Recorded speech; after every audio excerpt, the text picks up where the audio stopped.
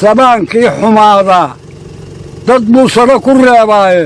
kuwa sanada uu ku reebaya ha noqonnina ogaysiinayna reer miyiga markaanu nahay horta annagu raacataannu raacatada waxaanu nahay dawladda Soomaalilayna haddii adduunyadu ka baaqo dee waax baa degaysa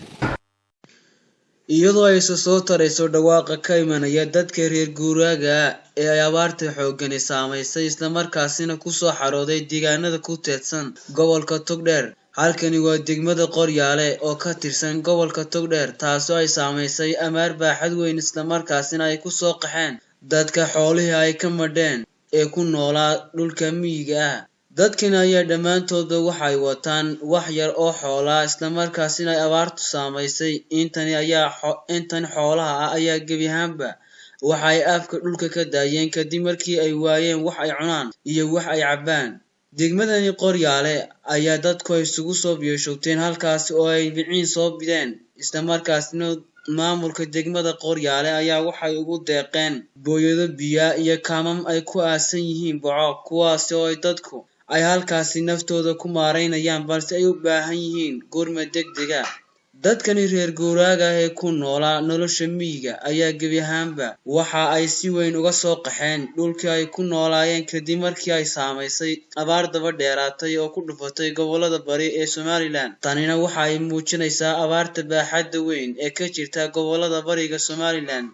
iyo deegaanada ku teedsan gobolka Togdheer dadkan ayaa gabi ahaanba waxay shacabka Somaliland iyo ummadda muslimiinta ugu baaqeen in lala soo gaaro gargaar degdeg ah ما يصير أفرع شمانا رك أولي وقوان كمهنا باي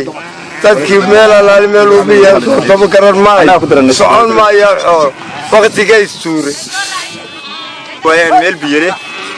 لبعض الضوابط أيه واحد يكون وراين أفر بيود ولا قصر شوي لو قصر شوي كاب كان أنت يلا قاعدين وما دعميو حولنا ما يفسني waxaan nahay dad meel imanka iska jooga xoolina badankooda way baqteen waxa noolna waa kuwa arki doontaan oo waxba lama noola iminkana waxaan ugu xun haraad iyo gaas marka hadii dawladda waxaan ka codsanaynaa amase dawladda waxaan ka codsanaynaa hadii gurmad biyano u keenay baadana u keenay baqti baano in wax naloo keeno inuu la soo dadaan qiifo xoolihi waa xayees waa kuwa arkaysaan waxa weeye afar bood horan waa nala siiyay waan ku xamdinaqaynaa maantana waxaan u baahannahay gurmad culus xoolaha iyaga iyo dadka iyaga waa wax nafli ma joogaan ma sii noolnoola habeen walbana disaasay baqtiyaya sabaxin waxa dareeray soo xaroodaan dul taagtaagan codsanayadoo mahadsan ummadeedina u shaqeynayso u socota waxaan ka codsanaynaa biyo iyo baad wixii dadka duuyo waa taas dadka lagu noolayn lahaa halka kaamka nooga qoday la noo biyay noogu keeno biyo loogu keeno meel waro tan haysa hawsheedan baan ka warabaynaa tantan haysa hawsheeda haraad iyo gaajo iyo xayeeskiyo meel lagu dhaqaaqo waaye intaba waa qabnaa ay oo baaq ku diraynaa dadka biyo iyo baadba waa lagu tacabsan yahay halala soo gaaro biyo iyo baadba saasaan dawladda iyo shacabka baleena madaxda Qoryaalaana urursado meesha suuqaya keentay oo horeysay waa ku mahadsan hadday suuqaya keenay waxba nooma heenayo khayr weeyaan timirtar kullu wariyaa meeshaaraad baan ugu baqtino dabeedna imika baad yaro halka dhiban ku shubtay aan ku dugnay marka hore ilaahay waxaan ka baryeynaa ilaahay baa isagu deeq leh oo deeqdiisu gaadhay ilaahay waxaan ka baryeynaa marka hore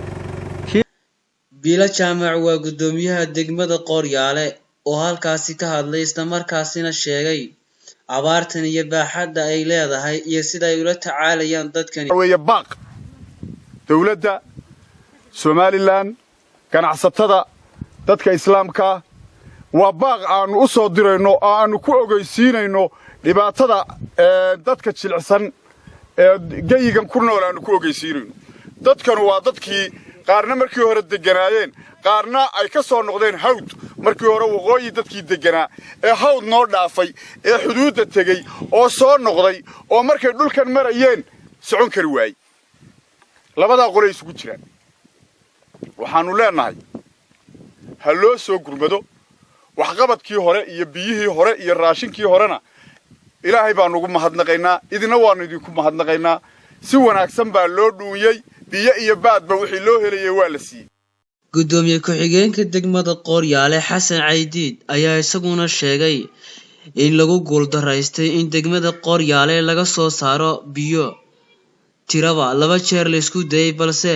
taasi aanay suuro gelin isla markaasina waxa uu fariin u diray dawladda Somaliland mudane madaxweyne anagoo kaaga mahad celinayna dadaalkaagii hore ee degmada Qoryaale aad u gasheen in biyo laga helo waa lagu guuldaraystay maanta waxaanu ka codsanay mudane madaxweyne iyadoo laga duulay xaaladda jirtay abaareed in mar dambe naloogu deeqo in ceel biyood